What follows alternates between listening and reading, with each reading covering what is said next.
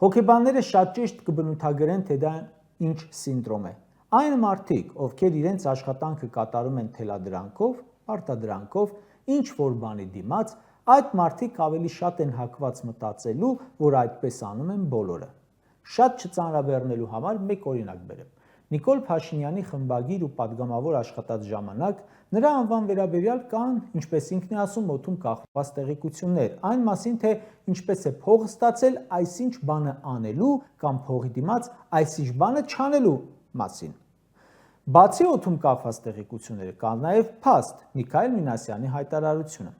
Ու Նիկոլ Փաշինյանը մամուլի մասին խոսելիս ասում էր, թե 99% փողով նյութեր գրողներ են։ Այսինքն, քանի որ նա աշխատել է այդ կերպ, կարծում է, որ այդ կերպ են աշխատում նաև մյուսները։ Նույնը կարող է պատահել Սարգիս Պետրոսյան նախկին ՔՊԱ-կանի պարագայում։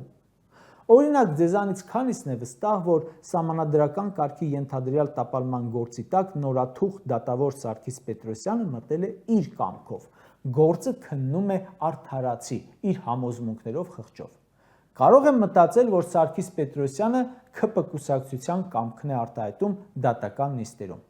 Կարծում եմ, լրիվ իրավունք ունեմ։